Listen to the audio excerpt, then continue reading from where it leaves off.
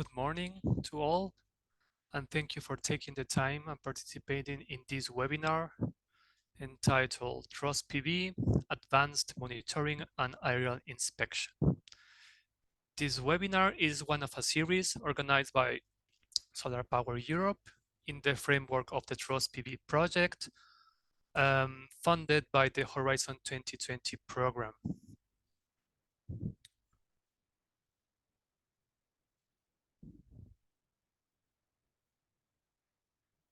My name is Guillermo Oviedo Hernandez. I'm a Technical Innovation Manager and R&D Team Leader in BayWa RE Operation Services.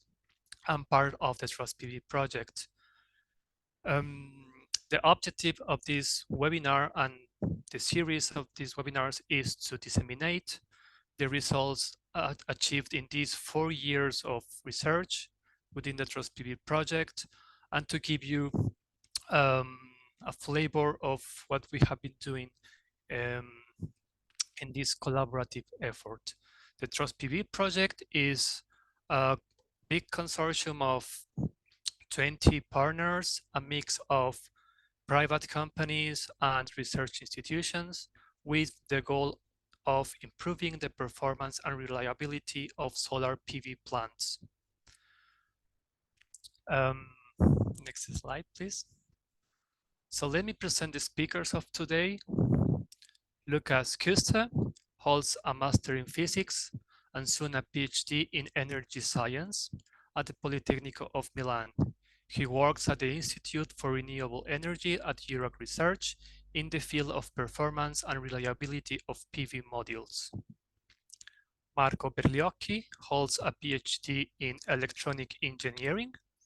He is the founder and CEO of Raptech, a company at the forefront of the clean tech industry, focusing on innovative digital solutions in renewable energy for monitoring and asset management. He considers himself an ardent advocate of sustainable technologies and has dedicated his career to advancing digital solutions for the energy transition. After these two presentations, we'll have a Q&A session of about 20 minutes. And before passing the word to the speakers, I'd like to remind the audience to input the questions, comments in the chat box, and we will go through them at the end of the two presentations. So now I give the word to Lucas.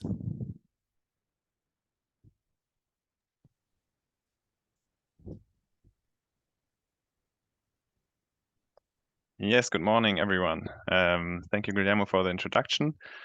I'm happy to share with you today the developments, the results in Truss PV on three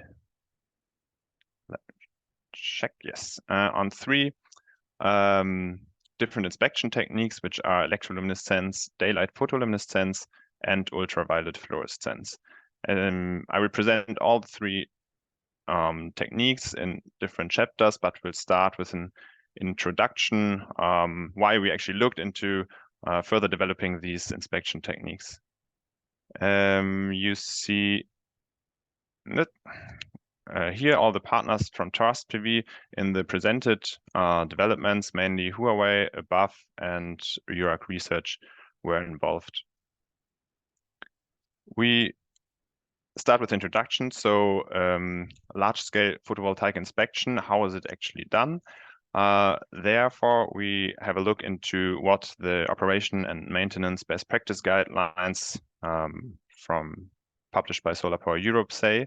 And they say that you should do a yearly, or they suggest to do a yearly infrared inspection of the whole PV plant. And then if you detect a hotspot, to do electroluminescence inspection for root cause analysis of the PV modules with hotspots. This raises the question, why not doing electroluminescence inspection of the entire photovoltaic system immediately? And it's quite easy to answer. It's a cost-benefit consideration. So on the one hand, you have the costs to perform an inspection technique. And then on the other hand, the benefit is the outcome, so the detectability, what defects you can detect. To show this, we developed this matrix within the TrustPV framework, which shows, on the one hand, all different typical defects which can occur in a PV module, and then on the other hand, which inspection techniques are able to detect this defect. And if we look now at the comparison of infrared techniques, which is shown here by the yellow frame, and luminescence technique, electroluminescence is shown by the blue frame, and daylight photoluminescence by the green frame. We see that infrared thermography actually shows quite a lot of defects. But if we go now to the second step of root cause analysis, we have to eliminate a few because they are just shown as hotspots and cannot be, or the root cause of the defect cannot be identified. Therefore, we see that electroluminescence has a huge advantage above infrared thermography, at least in the detectability. That's why it's used for the root cause analysis. On the contrary, if we look now at the costs of an inspection method, they depend mainly on the speed in inspecting a certain size of a PV system. So how fast can we detect a certain capacity, installed capacity, a certain amount of installed capacity within a time frame, so kilowatt peak per hour. For infrared, there's commonly reported between 1 and 4 megawatt peak per hour. For electroluminescence, maximum of around 750 kilowatt peak per hour is achieved, and photoluminescence around 300. Daylight photoluminescence being a very new technique, there is not really anything reported yet. Therefore, in TrustPV, that means slower inspection technique for electroluminescence and or inspection speed for electroluminescence and photoluminescence causes higher costs, obviously. So in TrustPV, we made use of the combination of different stakeholders along the whole value chain of the PV project to improve these two inspection methods for having a more detailed results from inspecting a PV plant than in what infrared offers. We start with electroluminescence. I will present quickly the principle behind. It's quite simple. For electroluminescence, we inject the current into the PV module, or in large scale PV plants into the PV module string. And the cells act like LEDs, so they emit light. It is the luminescence light in the near infrared regime. And this light depends on the properties of the cells, and therefore we can see many defects in high detail. As you can see here, cell cracks. These are backsheet scratches, but they also allow to show some properties of the cells like series resistance and more. The drawback for electroluminescence inspection is first that it has to be performed during the night, and second that you need to connect a power supply to the individual PV module strings in the PV plant to allow to inject the current. This is a time-consuming process and therefore a limiting factor for to perform fast aerial electroluminescence inspection. In fact, the power supply connection is reported to be about 20 to 50% of the total inspection time. So half of the time is just moving the power supply from string to string. And that's where we wanted to adjust. So we used an electroluminescence ready inverter prototype, which was provided by Huawei. And this inverter allows to take the power directly from the grid and inject it into the connected PV module strings. The MPPTs of the inverter are individually selectable, so you can go string by string for current injection. This is a test plant of TrustPV here at URAC Research in Bolzano in Italy. And you see how the inverter, which is installed here at this test plant, injects current into all the modules connected, and then you can go around and do your electroluminescence inspection.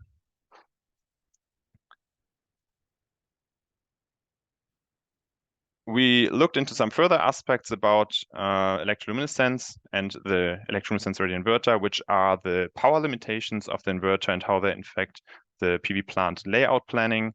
So the power limitations are that the inverter has a minimum and maximum voltage and minimum and maximum current in which it can operate the current or the backpowering, so the electroluminescence functionality.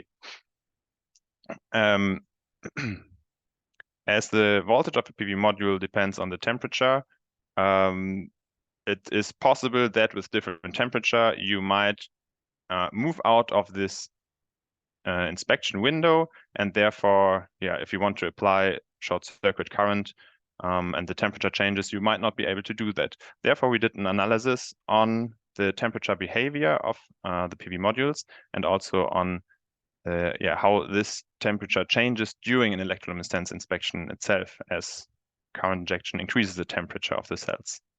The results of this, I have to ask you to follow this QR code to the article where they are presented, because they don't fit into this presentation. Then to do fast imaging, we applied the electroluminescence method on aerial vehicles, so on drones. This was done by Above. There you can see that the camera, an indium gallium arsenide camera, needed for fast imaging in the shortwave infrared regime, and the mini PC is mounted as payload on the drone.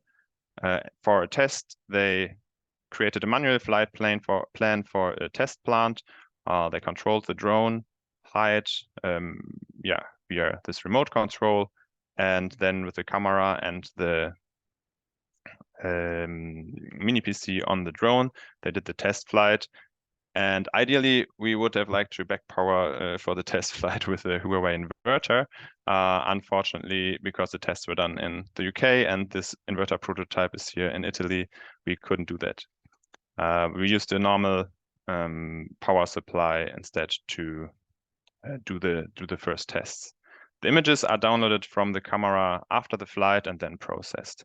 And here you see the camera or the test in action, the drone flying over the PV module array, and on the bottom right in the overlaid video, there's the footage from the electroluminescence camera.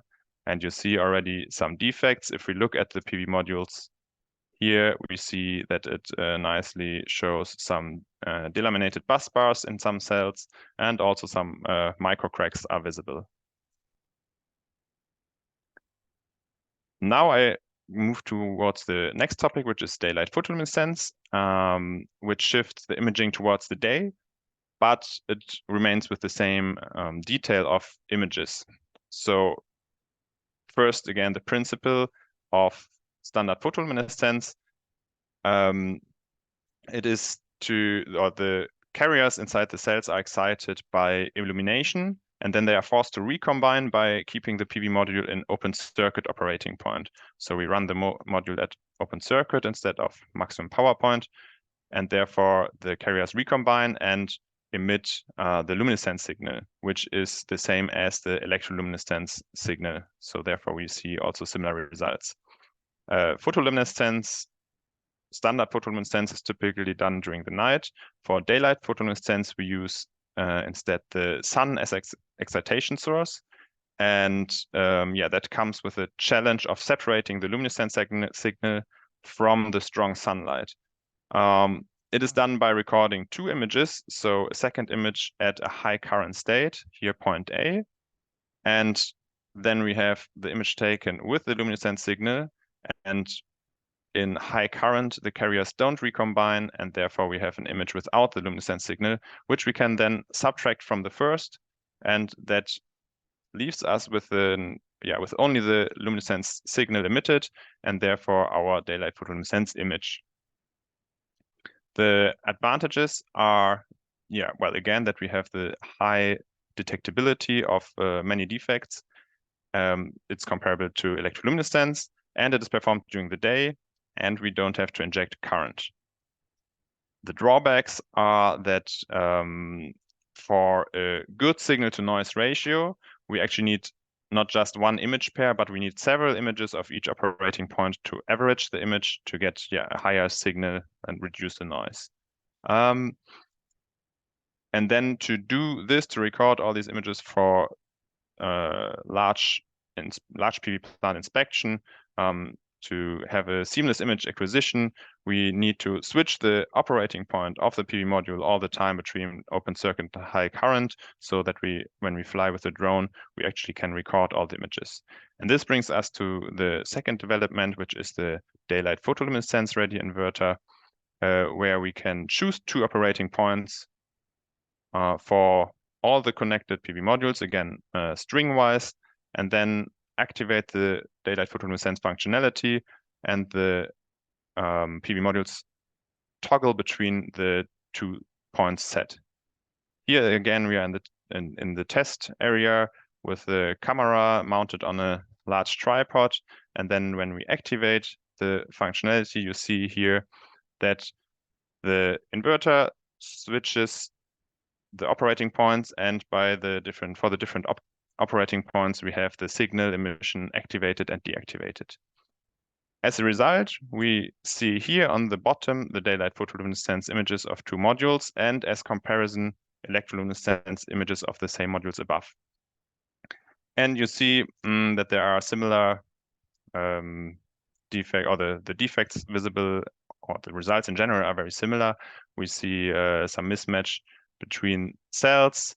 We see here the handling points from production, most probably. We can see here cell cracks. Also, I have to say that the electroluminescence images are recorded not outdoor, but indoor under controlled conditions. While, the daylight photoluminescence images are obviously recorded outdoor using the sun. Some further work on daylight photoluminescence we did shortly shown here. Again, I ask you to refer to the article if you are interested in that, or contact me later. This further work we did first is, to perform the subtraction of the images for daylight photoluminescence, we have to know at which operating point an image was taken. So if it is open circuit or high current state.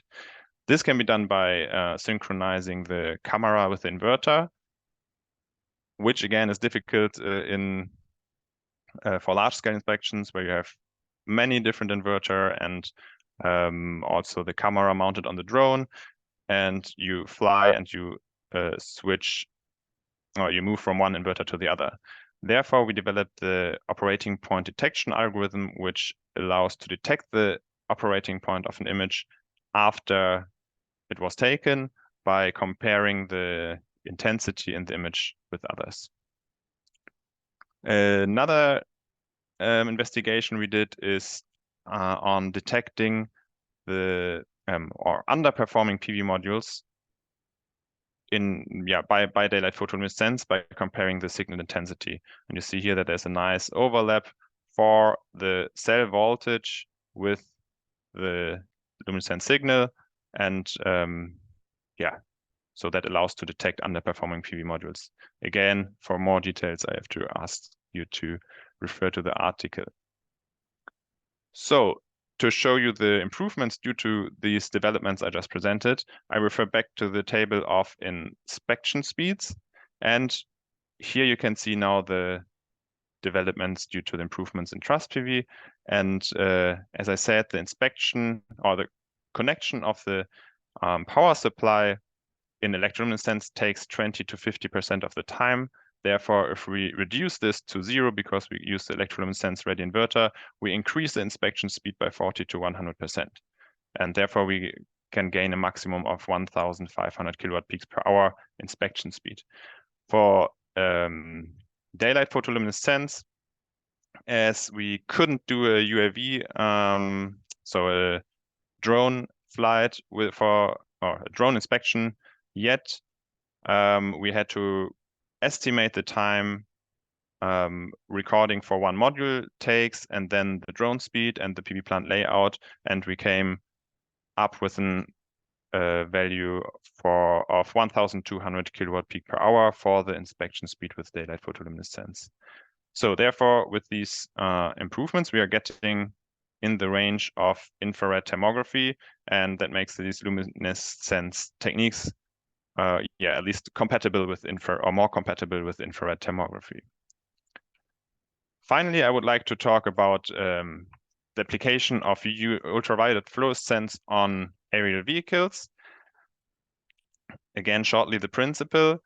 Fluorophores, the PV module is illuminated with UV light, which then triggers a fluorescent signal, as you can see here, the blue signal on the right-hand side. The intensity of the signal depends on the number of fluorophores in the encapsulation material. And these fluorophores build up, so their number increases due to long-time sun exposures, so the UV load, which is employed to the encapsulation material over time. They decrease due to photobleaching.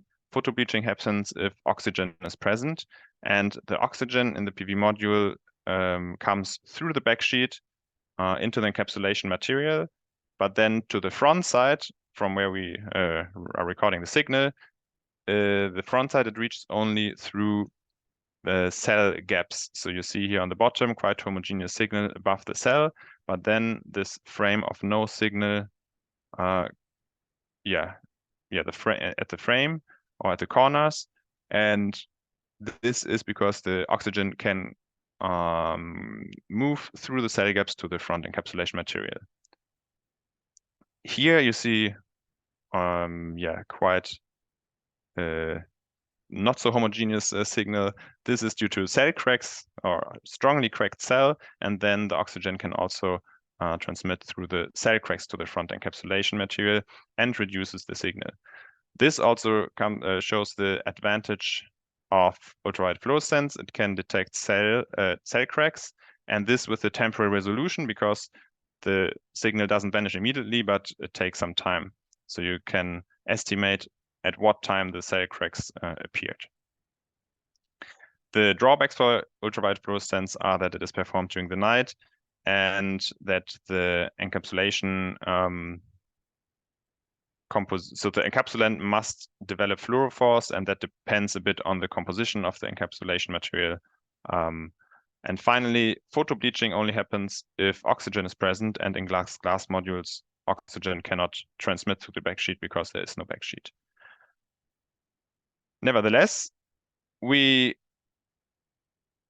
did again a test with doing ultraviolet fluorescence from a drone. This was again done by above.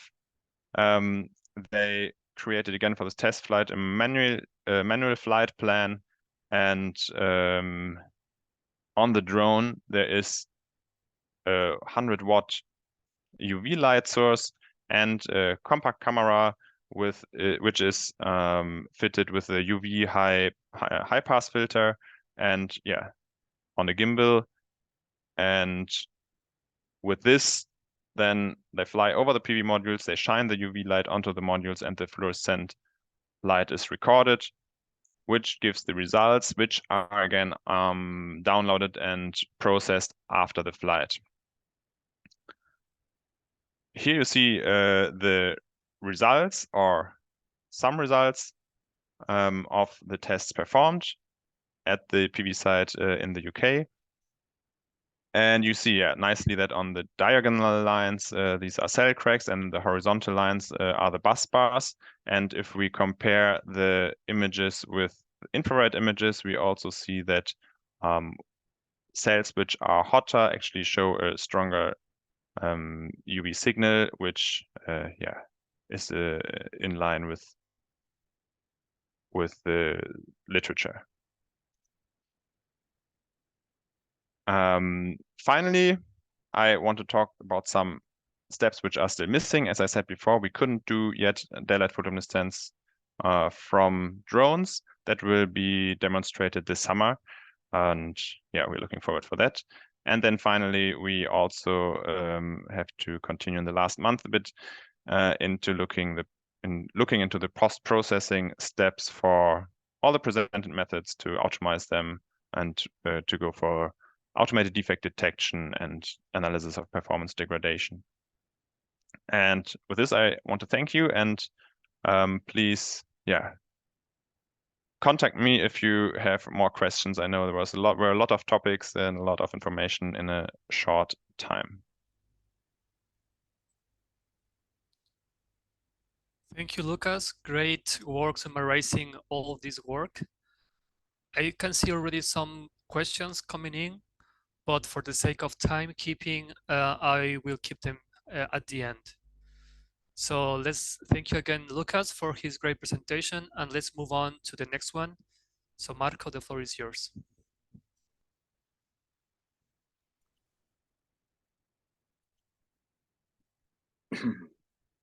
Hello, hi everybody.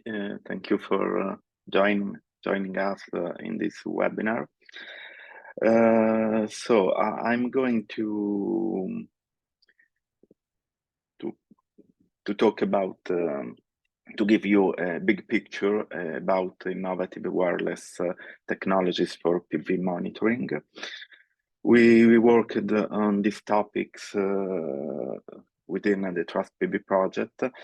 When we started almost 4 years ago, the narrowband IoT protocol was just released, and the 5G was still pretty new. Now the things are changing, so the 5G is much more common now. So we wanted to see on the market what we could find on the two different aspects of the system. So taking care of the communication part, so looking for connection providers, and taking care of the hardware part, the device part, let me say, including sensors and eventually devices that could offer all integrated in just one device.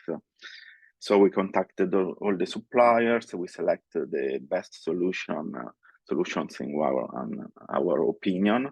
We bought the devices and we started testing them in lab in a first phase. We changed the integration. The first thing that we noticed that not a lot of devices could offer already integrated the communication technology. So we had to do that using the converters, as I will show you later. And then final step was to test in real life conditions. So it means on PV installation. And at the end, we wrote down some conclusion and some observation in our final reports that you can download in the Trust PV website. Here I reported a direct link. We produced two different reports, one more general regarding all kind of sensors, and the other one more focused on module level monitoring. That is the extreme application of Internet of Things at the PV system. It means that each photovoltaic module can send data regarding its own voltage, current, and temperature. So let's talk in general a bit about Internet of Things. With this name, we cover all the technologies that permits an exchange of data between devices, sensors, directly to the cloud. Now, it's an approach that is becoming more and more common, especially for monitoring applications such as road lighting, parking, metering, traffic control, smart agriculture. That is an hot topic in the photovoltaic sector as well. These technologies need some special requirements, such as long ranges, high coverage, good signal penetration. This is a very important one, and low energy consumption. Regarding the peak rate, it depends. In a lot of application, that are not a real-time critical system, we don't need a very high peak rate.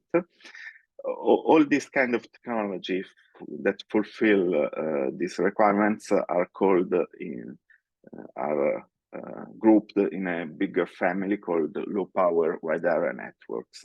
Some of them are already used in PV sector. Sometimes we found the LoRa, Sigfox, Zigbee, or Wi-Fi already working. But yeah, we wanted to focus on these two new technologies. During the first year of our work, the narrowband IoT has been put under the same standard of the 5G. So now it's a branch of the bigger standard. And they have quite a different application. 5G, for instance, is more focused on enhanced mobile broadband. So it means that can be used for broadcasting, media delivery, or online gaming, and for ultra reliable low latency communication. It means that in this case you need the real time because it's used for augmented reality, for remote control, for motion control, for robots. On the other hand, narrowband IoT has some different skills because this protocol is more used for massive mobile type communication. It means that it can be used for actuators, sensor, and for wearables, for instance. They are both cellular technologies. This is pretty important because it means that they don't need the gateway, as we see later. Narrowband, as the name says, is more for Internet of Things, and it offers all the main characteristics that an Internet of Things system should have. So it is low cost. It has a very good penetration indoors and underground, and it's a protocol that can manage hundreds of thousands of devices per cell. Here we wanted just to compare the main wireless technologies and highlighted the characteristics that, in my opinion, are the most important for narrowband IoT 5G. The first one is that they are international standards. It's very important for their diffusion. The 5G is a very high peak data rate. It's about 10 gigabit per second, and a very low latency time. So it means that it can be used for real-time critical application.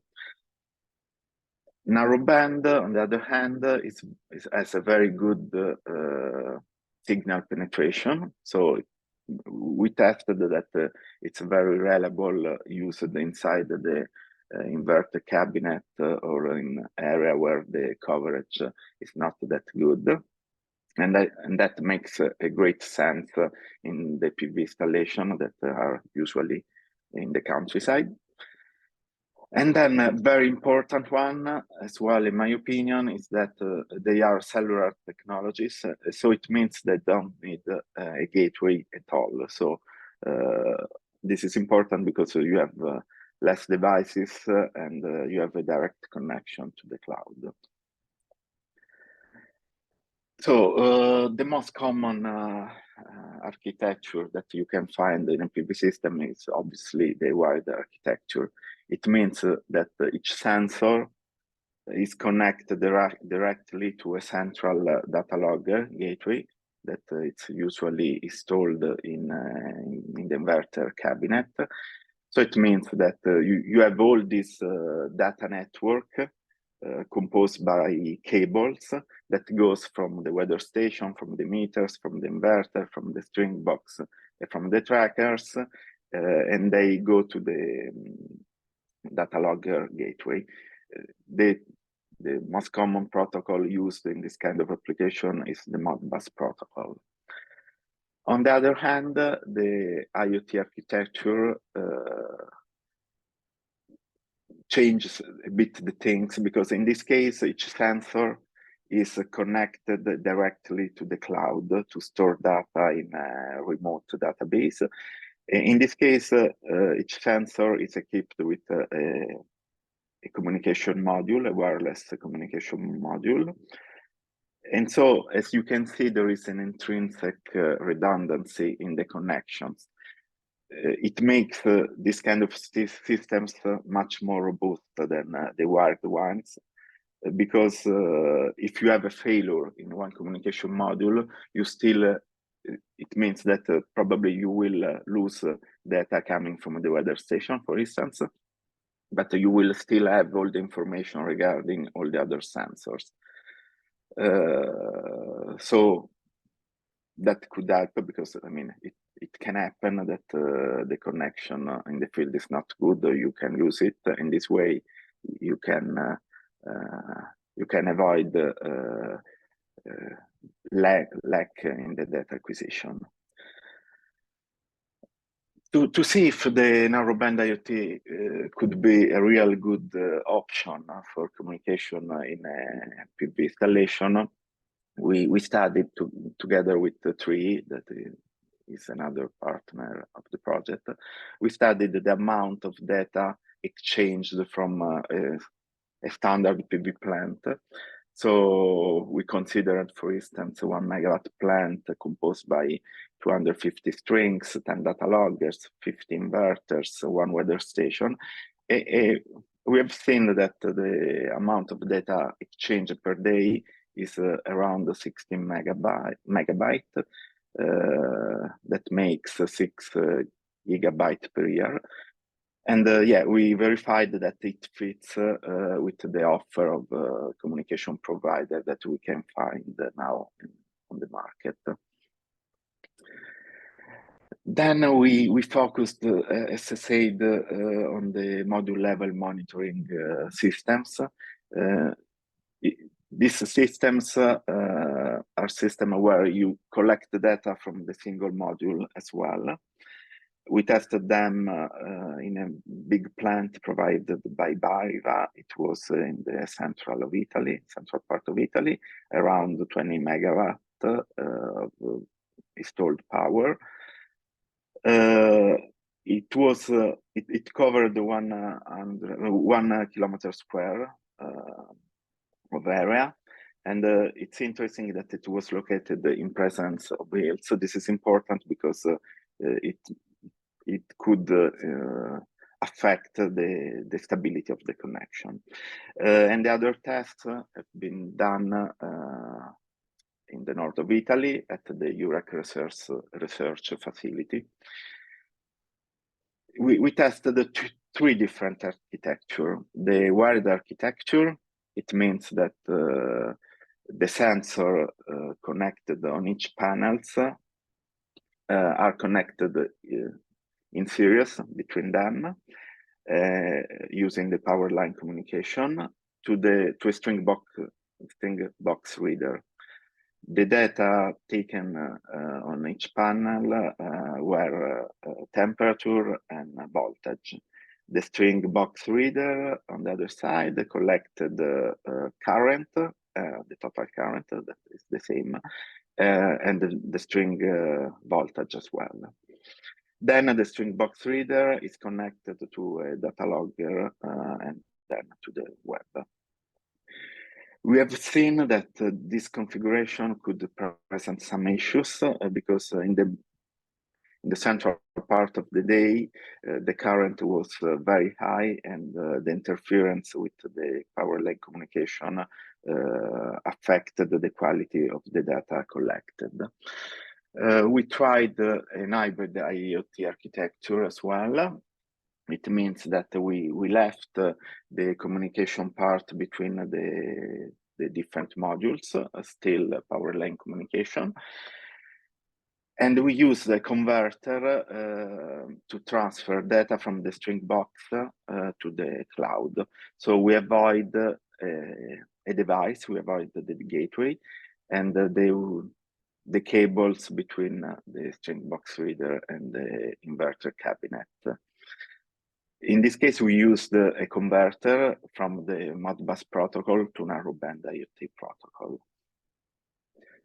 Then the last architecture that we tested was a full IoT architecture. It means that each sensor box installed on the back of the panels was equipped with a wireless module, a wireless modem, sending data directly to the cloud. In this case, the use of cabling was strongly reduced, so the installation was much easier. We had some issues as well on the data collection. In this case, we had the lack of data at the beginning of the day, at the end of the day, probably for some power supply problems. And so, yeah, we reached some conclusions. A part of them are related to the sensors themselves. So specifically to the module level sensors, we have seen that they are not still reliable to be used. We had a lot of issues on them. But if we want to consider just the communication part, we can say that the narrowband IoT is very good for standalone installation because it has low consumption. And so you can have standalone devices. We tested the temperature devices, irradiance devices, and they really work well. In general, the architecture as seen is very reliable because you have an intrinsic redundancy of connections. And also the installation is much easier and the maintenance as well, because you have a very strong reduction of cables.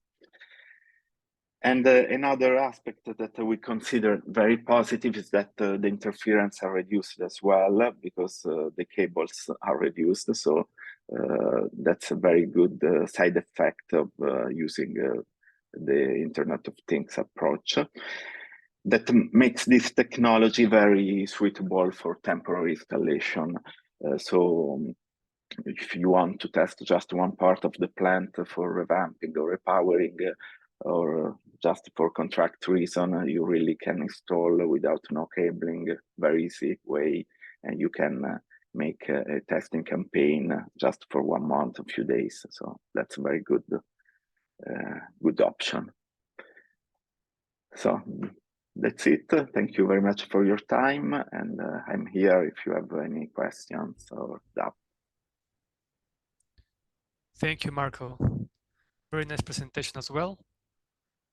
So now I will ask you to turn on your cameras and let's begin with the Q&A session.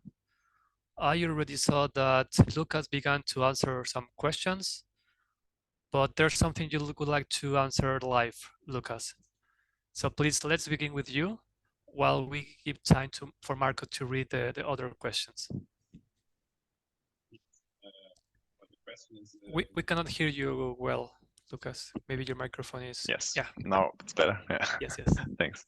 So the question is, in conclusion, what is better, electroluminescence or daylight photoluminescence? And it's well, a good, difficult question. It depends on the case, I would say. So what we can say for electroluminescence, we have a slightly better image, better sharpness, because we need only one image of a PV module when it's taken during the night. We have the current injection, we have the strong signal. For the daylight photoluminescence image, we need several images, and then we have to do a precise overlapping of all the images to do the averaging and the subtraction. Therefore, the sharpness for electroluminescence is slightly higher. But then another aspect is for electroluminescence, we have to inject power, which again, yeah, the power has to come from somewhere, so it costs some money. On the other hand, for daylight photoluminescence, we do the toggling between the operating points during the day. Therefore, we have a slight loss in the in production, because in open circuit we don't produce, we miss the production of the energy. That's why I emphasized also during the presentation that it's possible for both developments to actually choose single MPPTs of the inverter to perform electroluminescence or daylight photoluminescence. Yeah, so you can go during the inspection PV module string, do it PV module string by PV module string, and you don't have to back power or reduce the production of a large share of the PV plant. Advantage of daylight photoluminescence is it can be done during the day. It is slightly slower. And then lastly, we have to talk about the applicability at the moment. So there's one thing to talk about, can we do it in the future if we have electroluminescence and daylight photoluminescence ready inverter installed everywhere, and the other one to do it nowadays. And there, well, electroluminescence is can be done everywhere by a power supply unit. Then daylight photoluminescence, there are similar devices which can be connected to the strings. But yeah, that doesn't that decreases the total speed.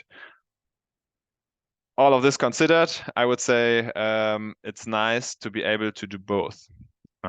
So especially when nowadays where there are not so many O&M companies offering luminescence inspections of PV plants, often they travel quite far, and then both depends a bit on the weather. For daylight photoluminescence, you need to have a certain radiance.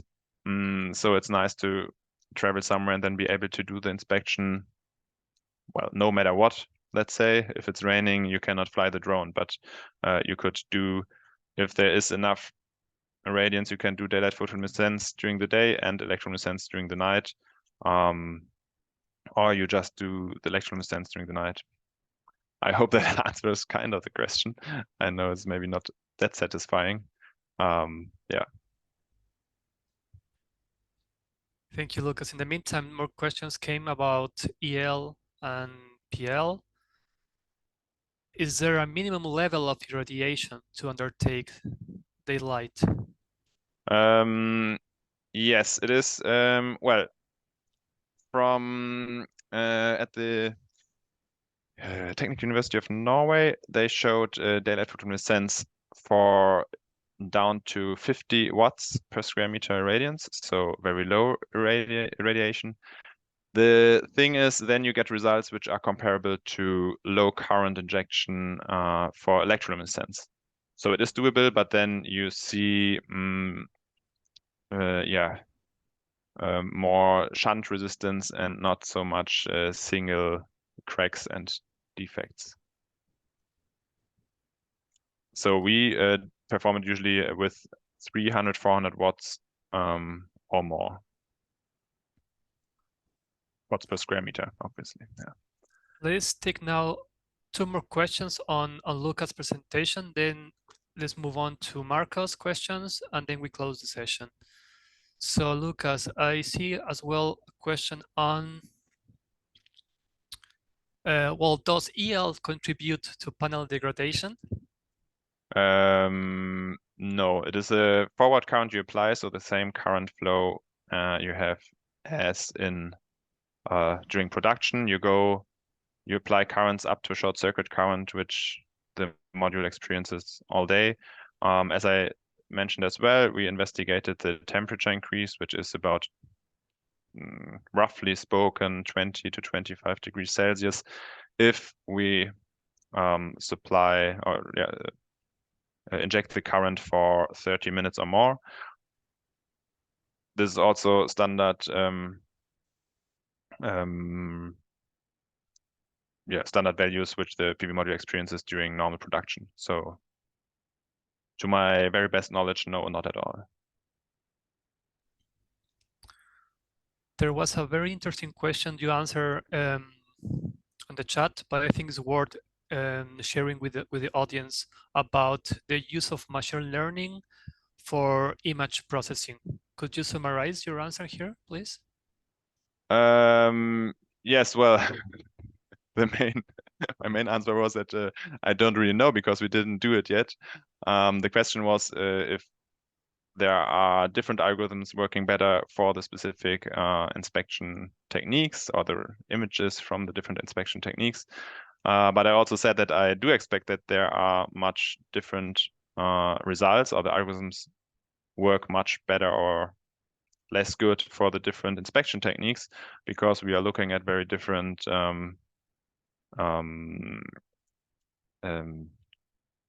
signals and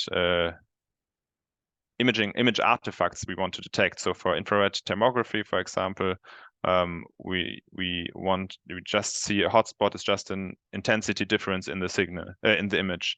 Instead, if we look for or want to detect defects with electroluminescence or daylight photoluminescence, the first thing is again an intensity difference, but then it depends a lot on the shape or the orientation, because we also have intensity differences for, we see the single cells, we see the bus bars and so on.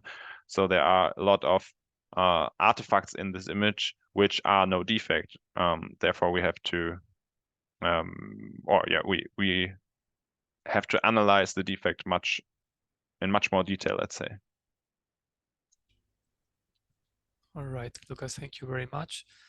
Let's now take some questions for Marco. Marco, if you are there, please turn on your camera. Yeah. So the first one is, in regards to the proposed device-to-cloud architecture, given that the logger has an essential role in controlling and steering the inverters. Also, the inverters need to be steered by the local grid operator, which for now is via wire. How would a narrowband IoT be able to compensate for that? Yeah, that's a very good question, because all over Europe, the distributors or the grid operators are going in this direction to control the inverters or the production of the PV plant. So I would say that probably the architecture of the system should be redesigned or reviewed, because in this case, if you use if you don't have the data logger, the gateway anymore, you need to move this software component, this control part, to the cloud as well. And then I would say that probably in this kind of real-time control systems, the narrowband is not the best option. Probably it should be better to use the 5G, because as we have seen during the presentation, it offers a very low latency, very high peak rate. So probably it can guarantee this kind of remote control. Yeah, but this is a quite new scenario, so we will see where the market will go, but probably we will see a change of the software architecture as well. There's a question on how those IoT devices can affect the cybersecurity of a power plant. Yeah, this is another very good one, because I mean, every device, every technology has security challenges. So for sure, IoT needs robust cybersecurity strategies, but probably the same that they are already used for the connection in the plant. You know that I think in September last year, we had a cyber attack blocking the satellite communication on the plant. So we have seen that a lot of data were missing. The maintenance teams were in difficulties because they had no visibility on the plant. So it's something that we have always fight. So IoT is in the same challenge of all other devices, I think. Thank you, Marco. So I'd like to close the session trying to answer a comment about the value itself of the research project. It seems that we are recommending to purchase one specific inverter by one specific producer, but it's not. So the idea of the research project being funded by European money is to prove what is possible and to be the bridge from testing to commercialization. So I would also ask here the opinion of the two speakers and concerning the exploitation strategy and how would the solar sector can benefit from these results.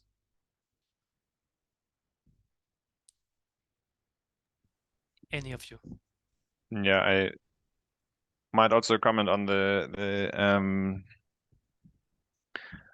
on how the developments can be used. So first, of course, they can be used in future PV plants where these devices are installed, which could also be produced by other inverter manufacturers. We were wondering why no one else did it before, because it's well, not a very difficult process, but we were happy to have this project Trust PV where we have actually people from the whole value chain of PV system working together and kind of support each other in their developments for the other steps. So there are, for example, there's some work done where existing inverter of different types, smart string inverters, are updated with a small hardware to allow current injection to do electroluminescence. Of course, if you have to go through a PV plant and install it on each inverter, it's much more cost efficient, not cost efficient, but much more costly than introducing it from the beginning into an inverter. Then for photoluminescence is pretty much the same. We are just toggling between two operating points. Smart string inverters nowadays are able to do IV curve sweeps and therefore to read the different or to change the operating point of the connected strings. So we did it in this project with one producer, with Huawei, but in the end,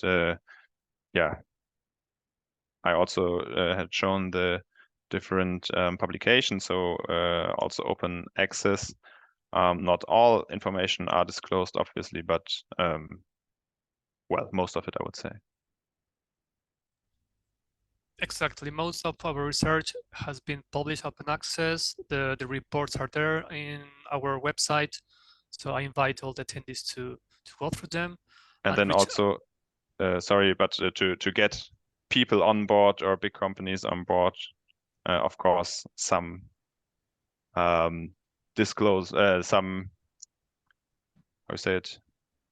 confidentiality has to be provided as well, I would say.